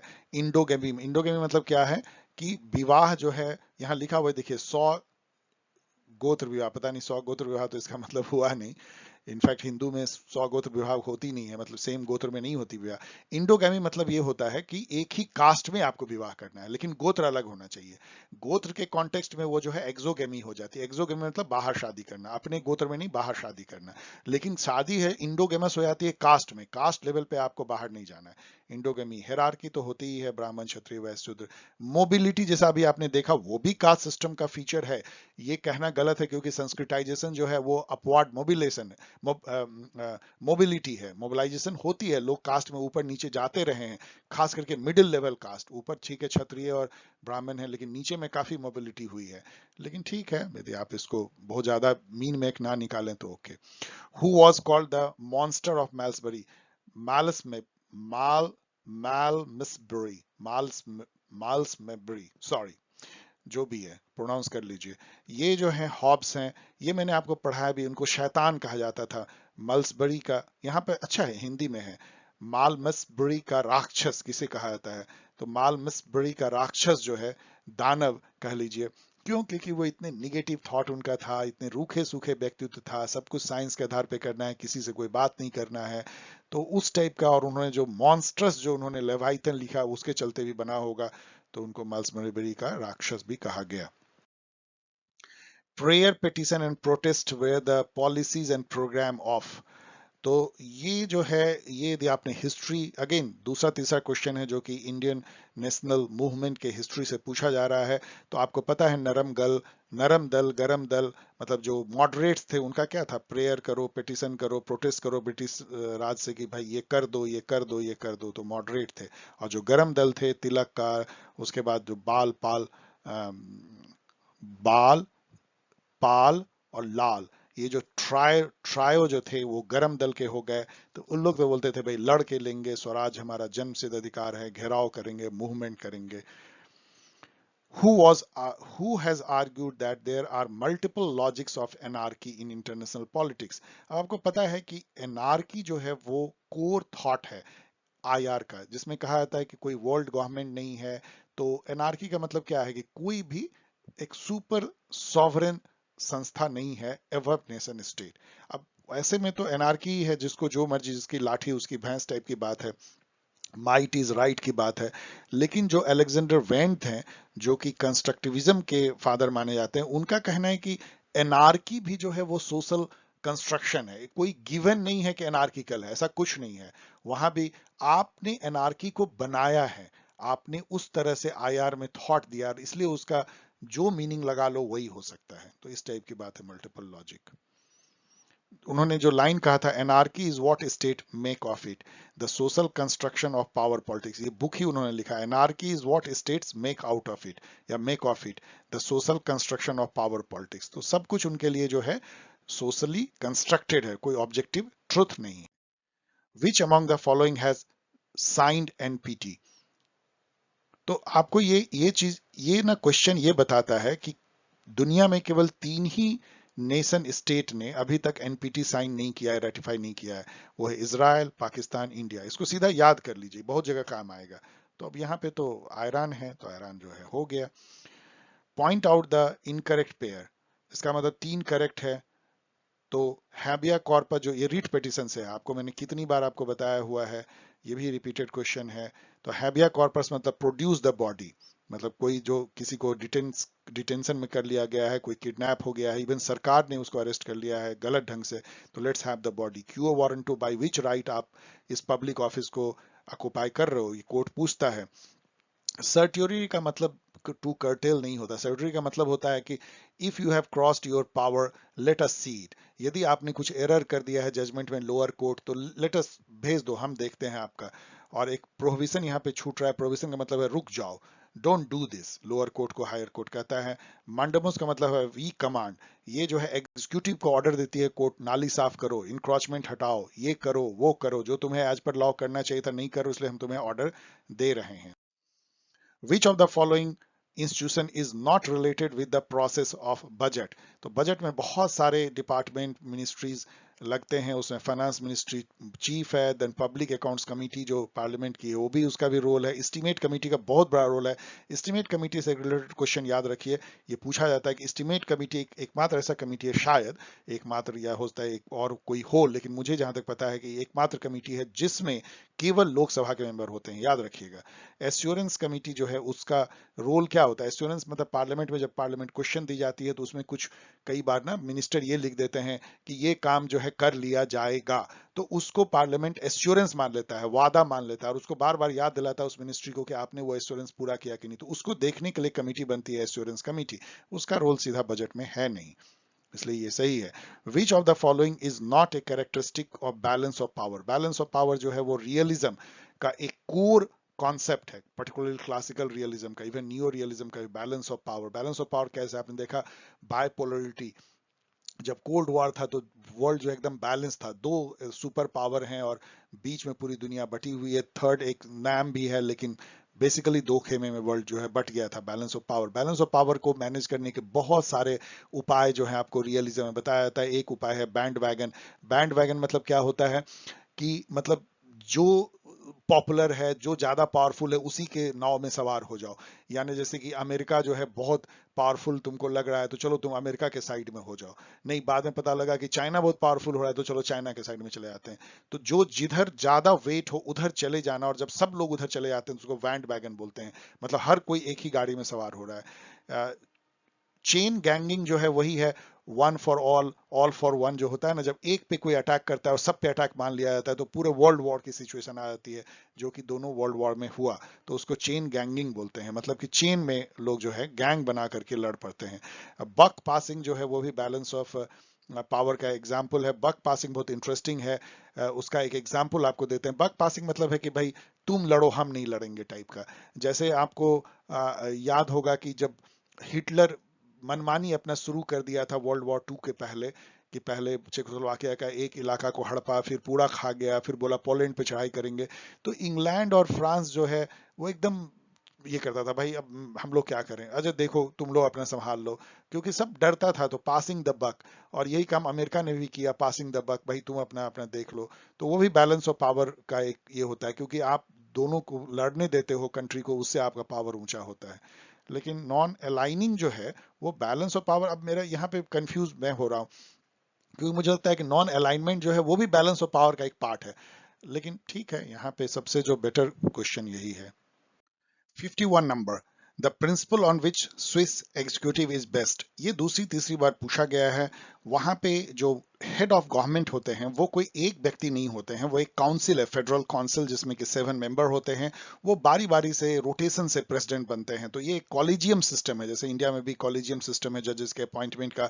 जब एक छोटा सा ग्रुप मिलकर के कोई कार्य को एक साथ करता है तो उसको कॉलेजिएट या कॉलेजियम सिस्टम बोलते हैं। तो ये यहाँ सही है। हु हैज, ये अच्छा क्वेश्चन है, स्विस याद कर लीजिए, फेडरल काउंसिल भी 7 मेंबर भी याद कर लीजिए। Who has elaborated the concept of rule of law, मतलब किसने रूल ऑफ लॉ जो इतना इंपॉर्टेंट है कि सभी इस कानून के नजरों में बराबर हैं, कानून से बड़ा कोई नहीं है और कानून के अनुसार ही राजकाज होना चाहिए, जिसको कॉन्स्टिट्यूशनलिज्म भी आप कह सकते हैं, वो इतना बड़ा थॉट जो है वो कौन व्यक्ति लेकर के आया, कौन ज्यूरिस्ट था वो। तो ये कई बार पूछा गया है, और ये जो है वो ए वी डाइसी हैं, पूरा नाम है अल्बर्ट वेन डाइसी, जिनको कि आप कह लीजिए कॉन्स्टिट्यूशनलिज्म के एक तरह के पितामह जैसे हैं। उन्होंने बुक लिखा था introduction to the study of law of the constitution 1885, of course England के हैं। तो ये बुक को भी याद कर लीजिए, और ये डाइसी ने जो है रूल ऑफ लॉ दिया है उसको भी याद कर लीजिए। इन public administration ONM stand for difficult. ONM जो है ये अमेरिका से ये आई है, लेकिन इंडिया में भी आप देखेंगे तो ONM ऑर्गेनाइजेशन, कई जगह ONM डिपार्टमेंट होती है। इसका मतलब होता है ऑर्गेनाइजेशन एंड मेथड, लेकिन अब ये मिसनोवर बन गया, मेथड उथड कुछ नहीं है। वो एक तरह से कैसे ऑर्गेनाइजेशन को चलाया जाए, उसके मैनेजमेंट के बारे में, कितनी उसमें स्टाफ होना चाहिए, कितना उसमें काम है, उसके अनुसार से वो ऑर्गेनाइज्ड है या नहीं, इन सब का स्टडी जो है ना, ऑर्गेनाइजेशनल स्टडी जो करते हैं पब्लिक एडमिनिस्ट्रेशन में, उसको ONM कहा जाता है। तो ऑर्गेनाइजेशन एंड मेथड कह लीजिए। The theory of elite finds no place in the writing of। ये इतना अच्छा क्वेश्चन है कि आपको ये कह रहा है कि किन तीन ऑथर ने मेनली जो है इलीट थ्योरी लिखा है। ये मैं आपको भी बार बार बताना चाहता हूँ। ऑडवन वाइट आप रूसो को काट दीजिए, उनका इलीट थ्योरी से नाता नहीं है, उन्होंने तो सोशल कॉन्ट्रैक्ट लिखा है। तो सी राइट मिल ने क्या लिखा है आपको याद है? Yes, the power elite. जो रॉबर्ट माइकल हैं, इन्होंने लिखा है आयरन लॉ ऑफ ओलिगार्ची, वो भी जो है इलीट थ्योरी ही है। और विल्फ्रेड पैरेटो, ये सब जो हैं इटालियन हैं। ये ऑफ कोर्स इटालियन नहीं है, ये ऑफ कोर्स परहैप्स अमेरिका के होंगे। पैरेटो जो है, विल्फ्रेड पैरेटो ने थॉट दिया था सर्कुलेशन ऑफ इलीट। और एक यहाँ पे छूट रहा है, वो है गैटनो मोज्का। मोज्का ने जो है द रूलिंग क्लास लिखा था, वो भी इलीट थ्योरी ही है। इलीट थ्योरी एक लाइन में क्या है, उसमें ये कहना है कि कोई भी ऑर्गेनाइजेशन आप ले लीजिए, अल्टीमेटली उसमें कुछ एक ऑलिगार्ची बन जाती है, एक सेलेक्ट लोग जो बहुत इन्फ्लुएंशियल रिसोर्सफुल होते हैं वही शासन करते हैं। चाहे वो डेमोक्रेसी हो, चाहे ऑटोक्रेसी हो, नाम कोई भी हो, लेकिन शासन कुछ लोगों का ही होता है। ये थ्योरी है इलीट थ्योरी। बाकी मास तो बस सोचती रह जाती है क्या हो रहा है। As per Article 75 of the Indian Constitution, in the Council of Ministers shall be collectively responsible। बहुत आसान क्वेश्चन, आर्टिकल 75 में यही लिखा हुआ है, काउंसिल ऑफ मिनिस्टर जो है कलेक्टिवली लोकसभा को रिस्पॉन्सिबल होगी, हाउस ऑफ पीपल को। उसमें नो कॉन्फिडेंस मोशन पास हो जाए तो काउंसिल ऑफ मिनिस्टर गिर जाएगी, प्राइम मिनिस्टर को रिजाइन करना होगा। Which among the following is not a common philosophical characteristic between Manu and Kautilya? दूसरी बार आ रहा है, एक बार फिर से पूछा गया था सप्तांग थ्योरी, मनु का भी कौटिल्य में तो है ही। अब इसमें देखेंगे तो सोवरेनिटी के बारे में दोनों ने कहा है, आइडियल किंग क्या होना चाहिए, उसकी क्या ड्यूटी होनी चाहिए, दोनों ने कहा है। 7 लिम्स मैंने आपको बताया, दोनों ने कहा है। लेकिन वर्ना सिस्टम पे जितना फोकस मनु में है, उस तरह से कौटिल्य, क्योंकि वो पॉलिटिकल हो जाती है, उस पर उतना नहीं है। Which of the following is not a natural right according to John Locke? ये तो बहुत ही इजी क्वेश्चन है, रिपीटेड क्वेश्चन है। Natural right of life, liberty, property. अब यहाँ पे एक बात और याद रखिए कि जब अमेरिकन डिक्लेरेशन ऑफ इंडिपेंडेंस, वहां तो प्रॉपर्टी को कटा करके काट के परस्यूट ऑफ हैप्पीनेस कर दिया गया। तो उन्होंने कहा कि हमें राइट है हर मैन को life, liberty and pursuit of happiness का। लेकिन लॉक ने जो कहा था वो था हमें राइट है लाइफ, लिबर्टी, प्रॉपर्टी का। तो ये जो है ऑड वन आउट हो गया। आर्टिकल 280 का नाम आते ही आपको पता है फाइनेंस कमीशन का, सॉरी ये इलेक्शन कमीशन क्यों मार रहे हैं, फाइनेंस कमीशन जो अभी है 15 फाइनेंस कमीशन है, उसके चेयरपर्सन जो है मिस्टर NK सिंह हैं। ये भी आपको याद होना चाहिए। आपको ये भी पता होना चाहिए कि फाइनेंस कमीशन का मायने क्या होता है। उसका मेन रोल ये है कि सेंटर और स्टेट के बीच में जो टैक्स की जो प्रोसीड है वो कैसे बंटवारा होगा, और कैसे ग्रांट इन एड सेंटर से स्टेट को किस फॉर्मूले या किस बेसिस पे दिए जाएंगे। The first amendment in the constitution was related to, बहुत चीजों से रिलेटेड था, यहाँ तो एक चीज केवल दिया गया है। फर्स्ट अमेंडमेंट कॉन्स्टिट्यूशन लागू होने के कुछ ही दिन बाद बना था। इनफैक्ट उस समय में राज्यसभा का भी ठीक से गठन नहीं हुआ था, और नेहरू जी ये लेकर के आए थे। उसमें क्या क्या किया गया था याद कर लीजिए। उसमें फ्रीडम ऑफ स्पीच को रेस्ट्रिक्ट कर दिया गया था, बहुत रीजनेबल रेस्ट्रिक्शन लगा के, काफी सारे morality, public order, friendly relation, blah blah करके जो है आपके फ्रीडम ऑफ स्पीच को काटा गया था उसमें। इसके अलावा जमींदारी एबोलिशन एक्ट को वैलिड करने के लिए 9th शेड्यूल क्रिएट किया गया, कि वो सारे लैंड रिफॉर्म के एक्ट को एक अलग शेड्यूल बना के डाल दिया गया, जिसमें कि कोर्ट दखल नहीं दे सकता है, जुडिशियल रिव्यू उसकी नहीं होगी। देन उसके बाद राइट टू इक्वलिटी, जो रास्ते में बाधा बन रही थी उसको हटाया गया, कि special consideration for weaker section of society के लिए राइट टू इक्वलिटी सामने नहीं आएगा, जिसको कि रिजर्वेशन के लिए जो किया गया आर्टिकल 15 और 16 को जो मॉडिफाई कई अमेंडमेंट से किया गया, उसकी शुरुआत वहां पे हो गई थी। तो यहाँ पे देखिए, यहाँ ये कह रहे हैं कि इससे राइट टू प्रॉपर्टी से, तो ठीक है, क्योंकि एबोलिशन ऑफ जमींदारी में राइट टू प्रॉपर्टी को भी डाइल्यूट किया गया था, तो आप कह सकते हैं। लेकिन ये बहुत मेन नहीं है, मेन जितना मैंने बताया वो है उसमें। Who talks about governmentalisation of the state. अब देखिए, ये जो थॉट है मैंने कई बार आपको बताया है, पावर एज गवर्नेबिलिटी, मतलब कि कैसे जो है पावर जो है वो क्या है, आपको गवर्नेबल बना दिया जाता है तो आपको पावर फील होता है। ये मैंने कई बार बताया, ये फोको का कॉन्सेप्ट है, जहां जहां वो बोलते हैं कि समाज में ना आपको पावर इतनी जगह दिखेगी, लगे जैसे कि कैपिलरी की तरह से बॉडी में ब्लड कैपिलरी होती है, समाज में हर जगह पावर आपको उगता हुआ दिखेगा। और स्टेट जो है गवर्नमेंट, उसका सबसे बड़ा सब तंत्र जो कैपिलरी वहीं जाके मिलती है, सुप्रीम पावर वहां पे वेस्ट हो जाता है। और गवर्नेबिलिटी क्या होती है, आप जैसे स्टूडेंट हैं, आपको कैसे गवर्नेबल बनाया जाता है, आपको स्कूल या कॉलेज में जो है पहले सीनियर जो हैं आपको रैगिंग टाइप की करते हैं, प्लस या माइनस जो भी कह लीजिए। टीचर्स भी आपको रूल नॉर्म बताते हैं, रोल नंबर देते हैं, आपका ब्रांच होता है, आपका सब्जेक्ट होता है, आपको ये फील कराया जाता है कि तुम पर्टिकुलर सेक्शन के स्टूडेंट हो, अंडर ग्रेजुएट हो, पोस्ट ग्रेजुएट हो, ह्यूमैनिटीज हो, साइंस हो, इकोनॉमिक्स हो। इन सब तरह से रोल नंबर आपको एक पर्टिकुलर रोल नंबर से डिजिनेट किया जाता है। फिर क्लास में टॉपर हो, मीडियोकर हो, बैक बेंचर हो, लाइक दैट। इतने तरीके से आपको नॉर्मलाइज किया जाता है, मतलब आपको काट छांट करके जो है समाज उसको गवर्नेबल बनाती है। और यही पावर का जो है फंक्शन या डायमेंशन है फूको के अनुसार। ऑर्बिट क्वेश्चन नंबर 3 या 4 कह लीजिए, फॉर्चुनेटली अभी तक बहुत ज्यादा नहीं आया है, तीसरा चौथा ही है।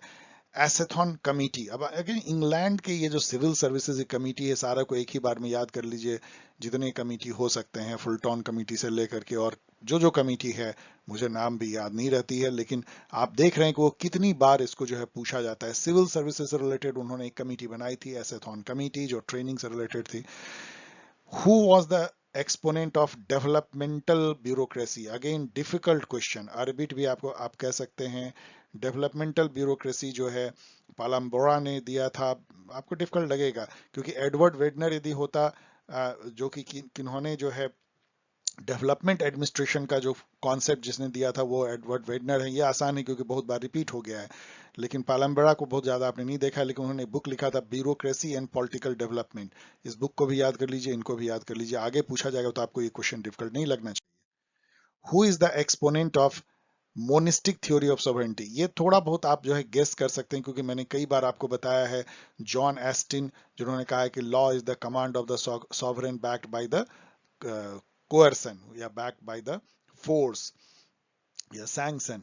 तो उन्होंने जो है एक जिसको आप कह सकते हैं डिटर्मिनेट सॉवरेन सॉवरेन की बात की है, मतलब सॉवरेन एकदम एक कोई ऐसा बटा हुआ नहीं है, अनडिवाइडेड। मोनिस्टिक का मतलब क्या है? कोई ड्युअलिटी नहीं है, एकदम कोई कंफ्यूजन नहीं है, एक व्यक्ति है या एक एंटिटी है जिसमें सॉवरेनिटी पूरी वेस्टेड है, जिसको कि आप पहचान सकते हैं कि ये सॉवरेन है। वो किसी की बात नहीं मानता लेकिन उसकी सभी बात मानते हैं, उसके ऊपर कोई लॉ लागू नहीं होता लेकिन वो सबके ऊपर अपना लॉ लागू करता है।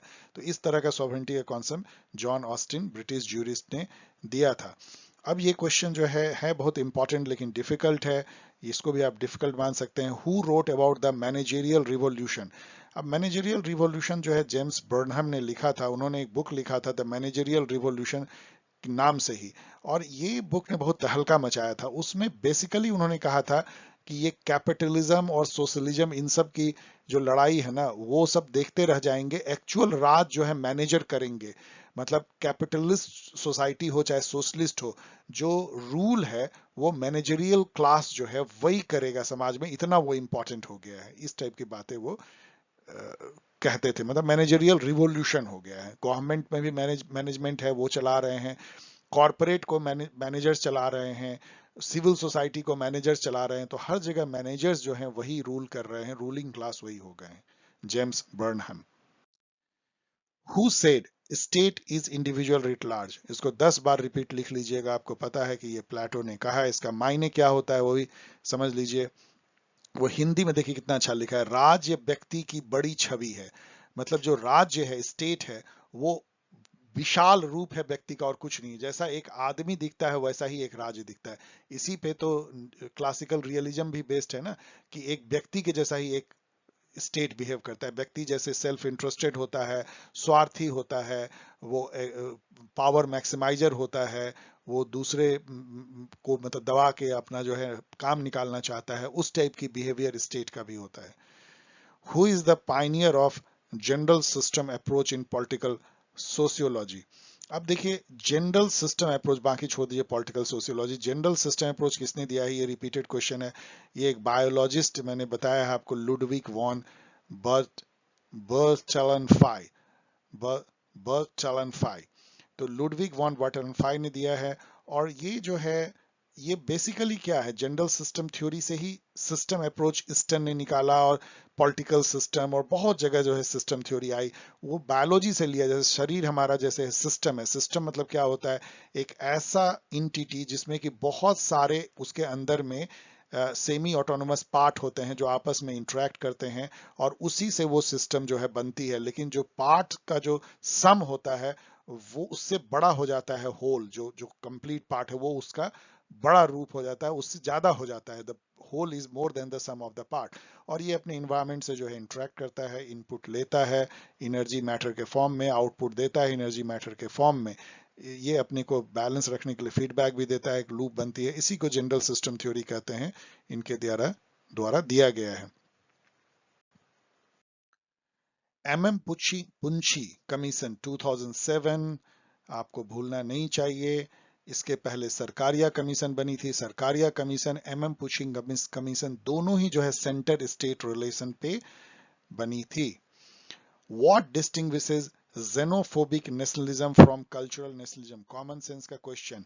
जेनोफोबिया, यदि आपको इंग्लिश वर्ड भी पता है कि दूसरे रेस के लोगों से जब आप घृणा करने लगते हैं, उसको पत्थर मारने लगते हैं, भागो, जैसे इंडिया में भी हुआ, नाइजीरियन लोगों पे काफी की गई, और ऑस्ट्रेलिया न्यूजीलैंड में इंडियन पे की गई, जर्मनी में भी जो है कई कई जगह किया जाता है, इवन ट्रम्प के टाइम में अमेरिका में भी शुरू हो गई थी इंडियन एशियन के अगेंस्ट में। तो ये फियर और hatred of the foreigner, foreigner तो बहुत माइल्ड वर्ड है, रेसियलिज्म एक तरह से जेनोफोबिया से झलकती है। उसका एक्सट्रीम फॉर्म जो है हिटलर के नाजी पार्टी और नाजी शासन में दिखता है, जहां पे कि ज्यूज एंड अदर को जो है वो एक तरह से मारा गया रेस के नाम पे।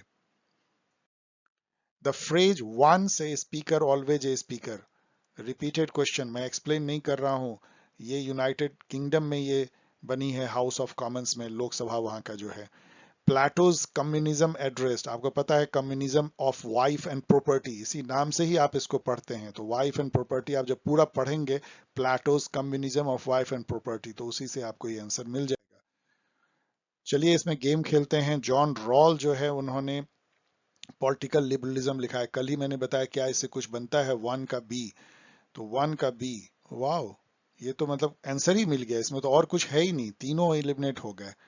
तो ये तो उसके बाद तो बस मिला लीजिए, माइकल फोको जो है, अब यहीं पे हम लोग देखेंगे, टू का बी है, तो सॉरी, टू का ए है, तो इन्होंने जो मैडनेस ऑफ एंड सिविलाइजेशन लिखा है आप याद कर लीजिए।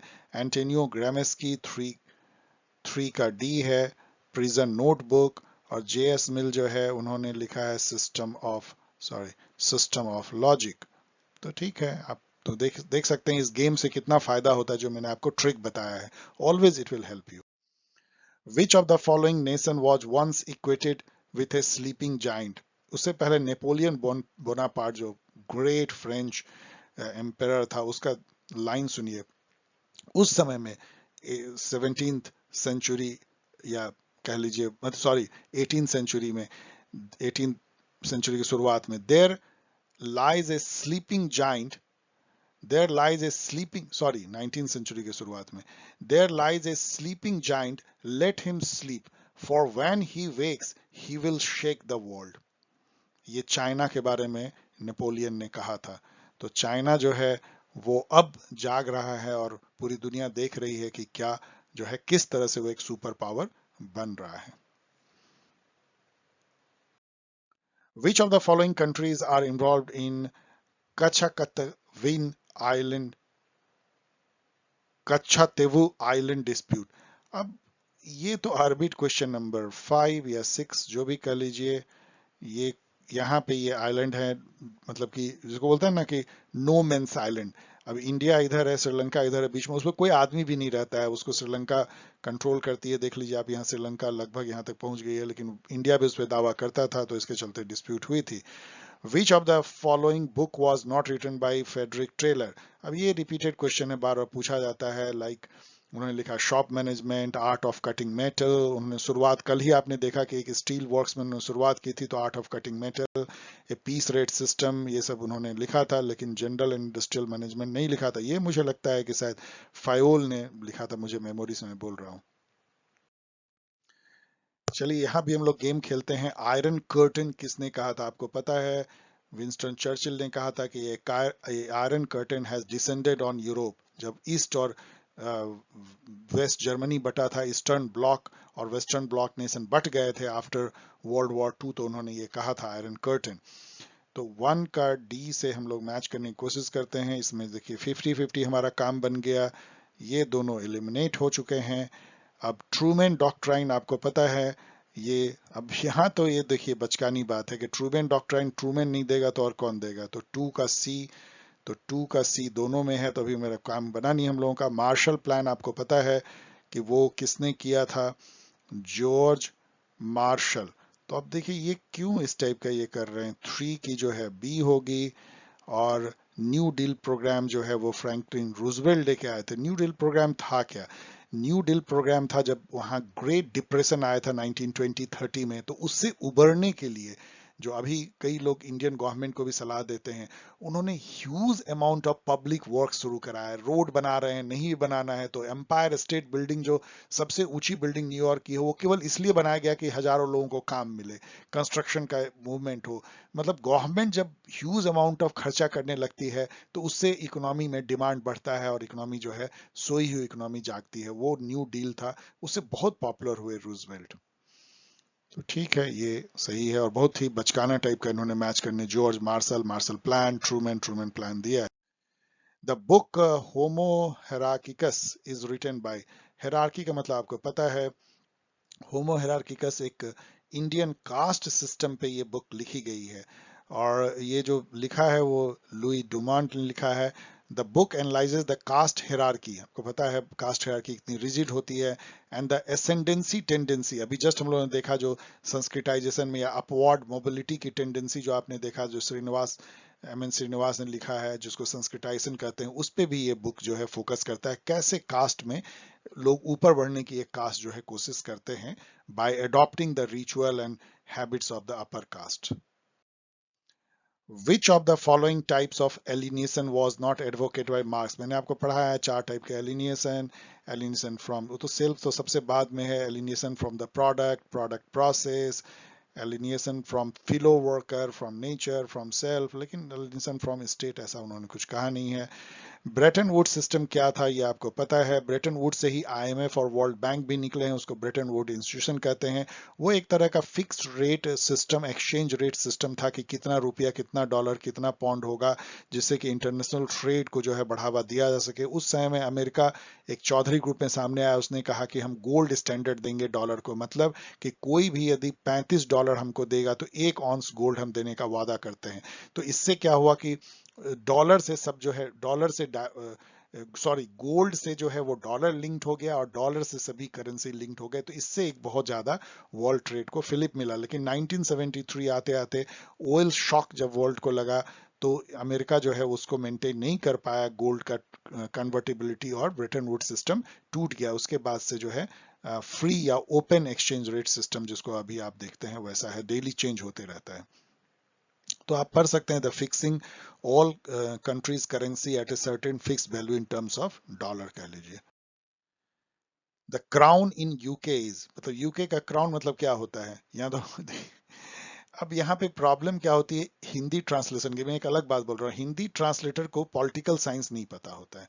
अब जब उसको ये क्वेश्चन दिया जाता है तो बेचारा को लगता है कि क्राउन मतलब जो मुकुट होता है, मुकुट नहीं, राजा या रानी, मोनार्क।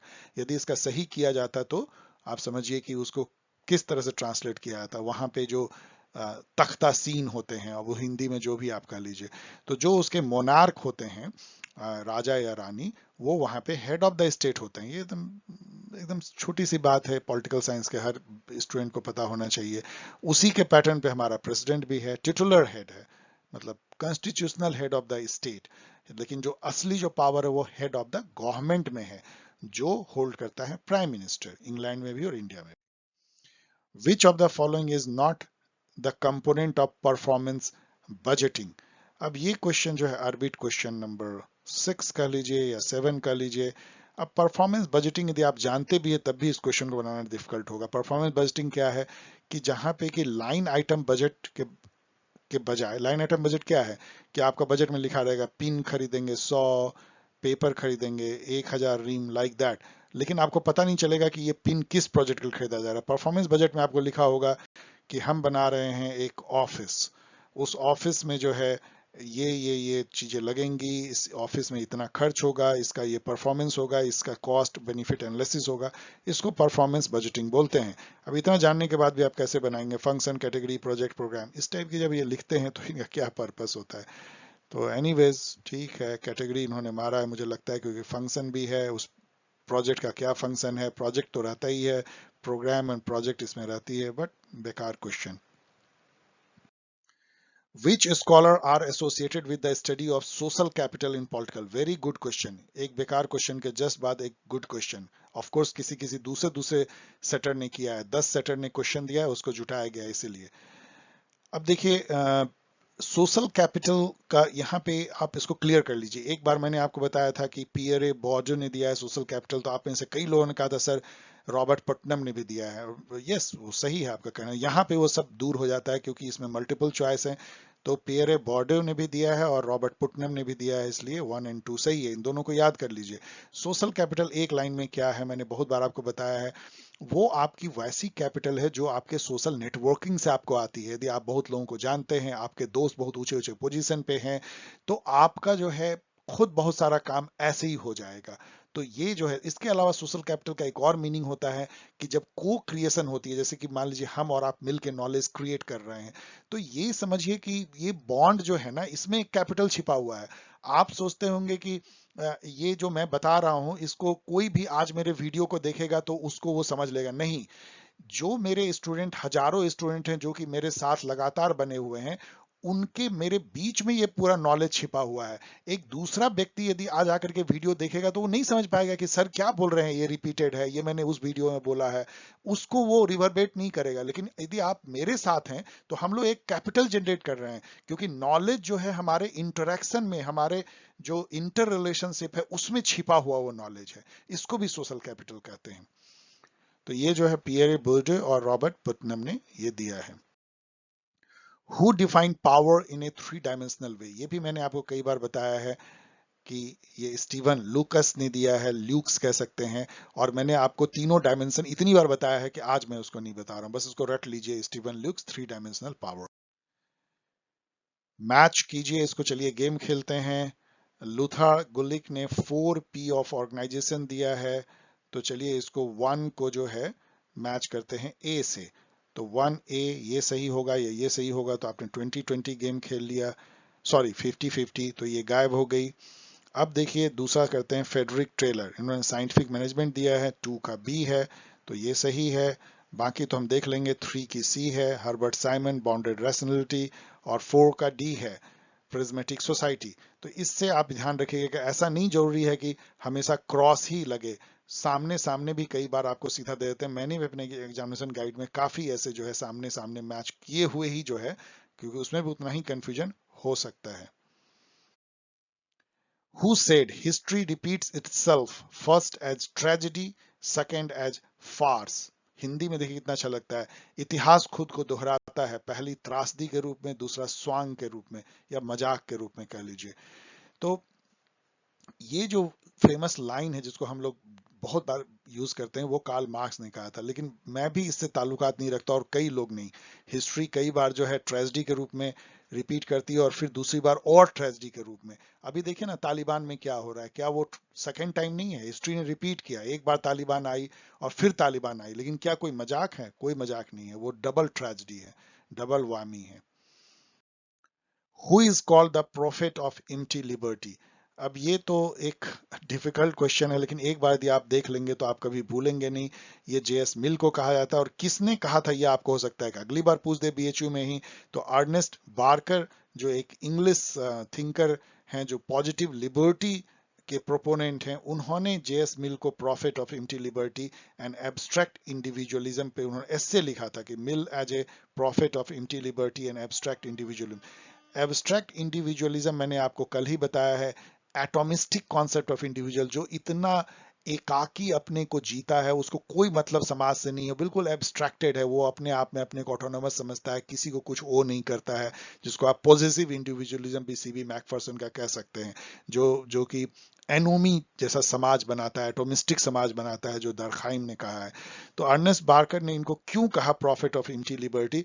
क्योंकि इन्होंने कहा कि ये लिबर्टी के चैंपियन बनते हैं, लेकिन इन्होंने जो self regarding, other regarding type का कॉन्सेप्ट दिया, जो हार्म प्रिंसिपल हो, वो ऐसा है कि कोई भी एक्शन आदमी का हो, उसको भी आप अदर रिगार्डिंग बता के उसको रोक सकते हैं। जैसे फॉर, मैंने भी आपको ये बताया है, जैसे मान लीजिए फॉर एग्जांपल कि एक बंद कमरे में कोई आदमी जो है वो अल्कोहल का सेवन कर रहा है, मतलब वाइन पी रहा है मान लीजिए, वो किसी को हार्म नहीं पहुंचा रहा है, वो कोई दंगा फसाद नहीं कर रहा है। लेकिन देखिए कैसे आप उसको अदर रिगार्डिंग बता सकते हैं। आप कहेंगे कि भाई तुमने वाइन कहाँ से खरीदा, अपने सैलरी से खरीदा, लेकिन उसी वाइन को यदि तुम नहीं खरीदते और सीधा पानी पीते उस समय में, तो उसको तुम या तो घर के राशन में लाते, फल खरीदते, तुम्हारा घर का हेल्थ बढ़ता, या तुम उसको इन्वेस्ट करते हो, तुम्हारी फैमिली का जो वेल्थ बढ़ता। तो तुमने अपने फैमिली के कॉस्ट पे जो है वो तुम दारू पी रहे हो, तो तुम अदर रिगार्डिंग हो गया, क्योंकि तुमको फैमिली को तुम हार्म कर रहे हो। तो किसी भी एक्शन को यदि एक आदमी छींकता है तब भी उसको आप अदर रिगार्डिंग कर सकते हैं। अभी कोरोना काल में तो बिल्कुल अदर रिगार्डिंग हो गया कि तुम कोरोना फैला रहे हो। तो किसी भी एक्शन को चूंकि अदर रिगार्डिंग हम कह सकते हैं, इसलिए बारकर जैसे लोगों ने कहा कि ये तो प्रॉफिट ऑफ इम्प्टी लिबर्टी है, क्योंकि आपका कोई बाउंड्री ही नहीं है जो अदर रिगार्डिंग और सेल्फ रिगार्डिंग को बांटता हो। Which one of the following was the worst form of government classified by Aristotle? अब ये बड़ा आपको बहुत शॉकिंग लगेगा कि डेमोक्रेसी को उन्होंने एक परवर्टेड फॉर्म ऑफ गवर्नमेंट कहा। तो उस समय तो यही था, एरिस्टोटल, प्लाटो एंड सोक्रेट, ये तीनों एथेनियन डेमोक्रेसी से खुश नहीं थे और तीनों अलग अलग तरीके से परेशान हुए थे। सोक्रेट को तो जहर देके के डेमोक्रेटिक गवर्नमेंट ने मार दिया। एरिस्टोटल को भागना पड़ा था एथेंस से, उसने कहा था भाई दूसरी बार मैं एथेनियन डेमोक्रेसी को वो क्राइम नहीं करने दूंगा जो कि उन्होंने मेरे गुरु को मार के किया, इसलिए मैं भाग जाता हूं। तो वो एथेंस छोड़ के भाग गए थे। प्लेटो वाज आल्सो नॉट हैप्पी क्योंकि उनके गुरु को मारा गया था। तो ये तीनों जो है इसको मोबोक्रेसी कहते थे, मल्टीट्यूड का रूल बोलते थे, परवर्टेड फॉर्म ऑफ डेमोक्रेसी को मानते थे। 87 नंबर क्वेश्चन देखिए, which of the following provided for dyarchy at the centre. इससे पहले तो डायरची का मीनिंग समझने की कोशिश कीजिए। अंग्रेज जब शासन कर रहे थे तो वो कुछ कुछ एक्सपेरिमेंट करते रहते थे, कॉन्स्टिट्यूशनल रिफॉर्म की, गवर्नेंस की, पॉपुलर एलिमेंट लाने की, अकाउंटेबल, जो उनके यहाँ 300 सालों से था, थोड़ी बहुत तो अपने शासित प्रदेश में समझाने की कोशिश। उनका तो ये प्रयास था ना कि हम आपको सिखा रहे हैं कि लिबरल डेमोक्रेसी क्या होती है। तो उसी क्रम में उन्होंने क्या किया कि जो पहले उन्होंने प्रोविंस में उसके एक्सपेरिमेंट की, मतलब जितने भी सब्जेक्ट हैं, सब्जेक्ट मतलब जिसपे कि मंत्री काम करते हैं, जैसे आपको पता है स्वास्थ्य है, मान लीजिए फाइनेंस है, या सड़क है, विद्युत विभाग है, या गृह विभाग है, ये सब जो सब्जेक्ट हैं उसको उन्होंने दो पार्ट में बांट दिया।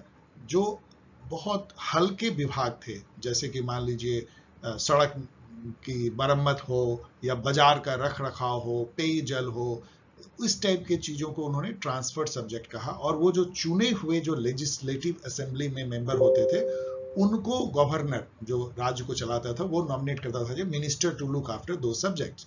और कुछ सब्जेक्ट जो कि बहुत गंभीर सब्जेक्ट थे, लाइक फाइनेंस हो गई, लॉ एंड ऑर्डर हो गए, या रोड कंस्ट्रक्शन हो गया, पब्लिक वर्क्स डिपार्टमेंट हो गया, जो कि जिसको आप कह सकते हैं अच्छे पोस्ट, वो रिजर्व रहते थे गवर्नर जनरल के एग्जीक्यूटिव काउंसिल, जो कि नॉमिनेटेड मेंबर होते थे, उनके लिए इनको रिजर्व सब्जेक्ट कहते थे। तो इस टाइप की जो डायकोटमी होती थी ट्रांसफर्ड सब्जेक्ट और रिजर्व सब्जेक्ट की, रिजर्व, फिर से बता रहा हूँ, रिजर्व सब्जेक्ट जो है वो नॉमिनेटेड मेंबर जो गवर्नर के काउंसिल में होते थे वो उसके मंत्री बनते थे, और जो ट्रांसफर्ड सब्जेक्ट थे, जो हल्के सब्जेक्ट थे, वो चुने हुए जो प्रतिनिधि जनता के होते। चुने हुए मतलब क्या है, 10-11% जनता वोट करती थी। उस समय यूनिवर्सल एडर फ्रेंचाइज नहीं था। इसको डायरची कहा गया। ये जो है 1990 के रिफॉर्म से, जिसको मॉन्टेग चेस्टरफोर्ड रिफॉर्म कहते हैं, ये प्रोविंसेस में लाया गया। अब ये क्वेश्चन कर रहा है कि सेंटर में किससे लाया गया। सेंटर में जो लाया गया वो गवर्नमेंट ऑफ इंडिया एक्ट 1935 से लाया गया, और ये जो प्रोविंस में जो डायरची थी उसको इस एक्ट के तहत खत्म कर दिया गया था, क्योंकि प्रोविंशियल ऑटोनॉमी दे दी गई थी। तो ये सारा यहाँ पे इन्होंने गलत टिक किया हुआ है, बहुत rare.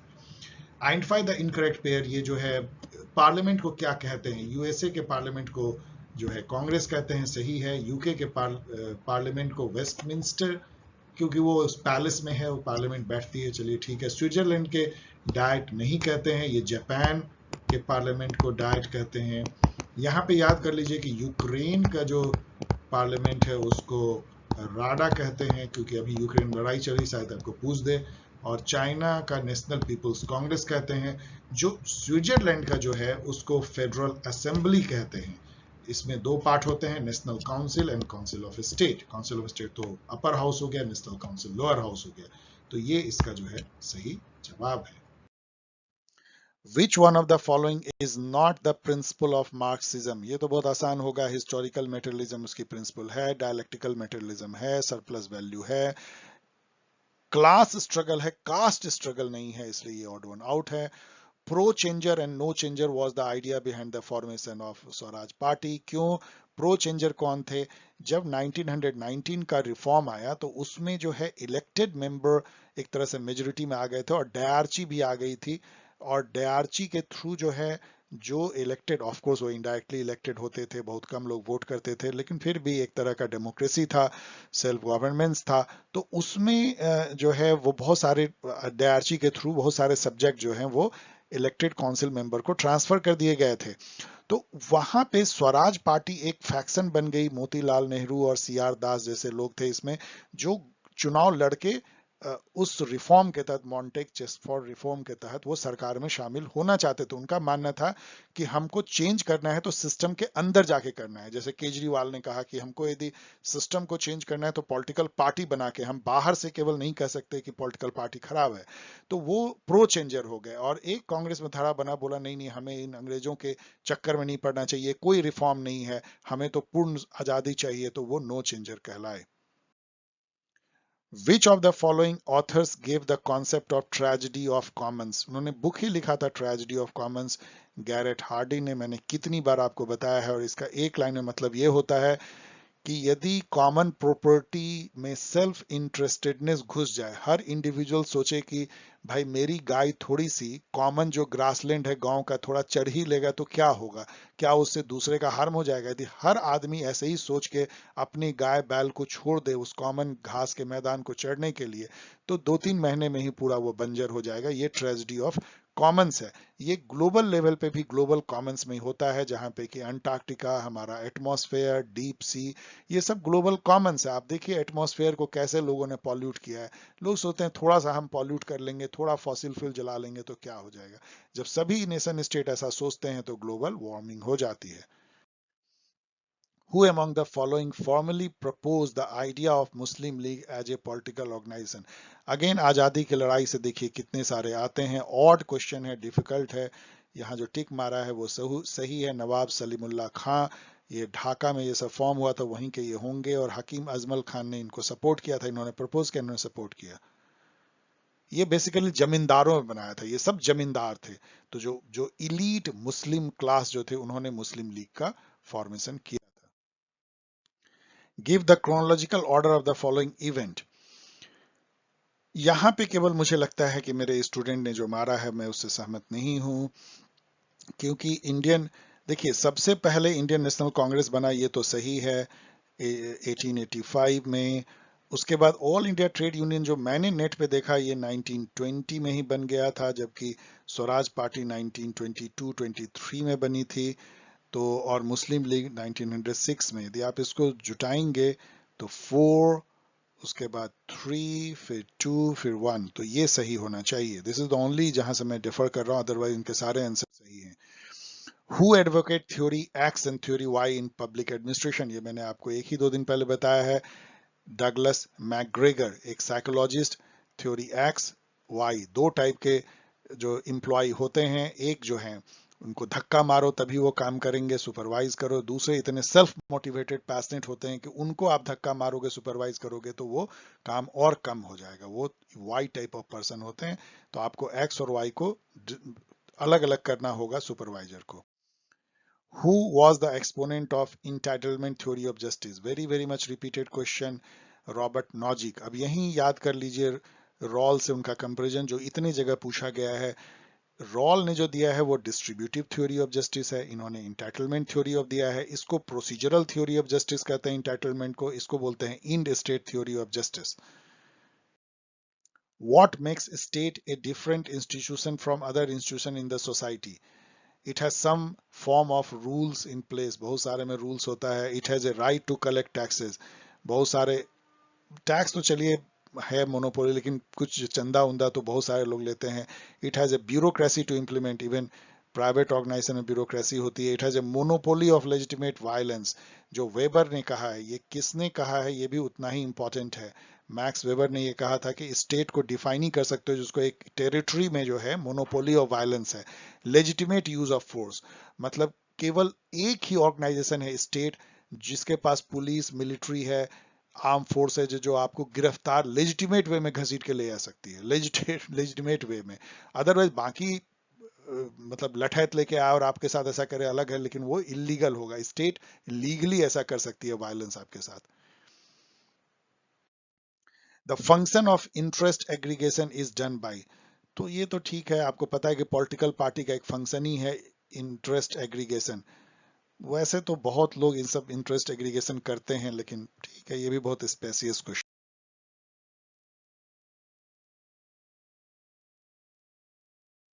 The procedure followed in the supreme court of United states, ये मेरे अनुसार से डाउटफुल क्वेश्चन, इसको चैलेंज किया जाना चाहिए क्योंकि वहां पे दोनों ही प्रिंसिपल फॉलो किया जाता है, procedure establish by law as well as due process of law.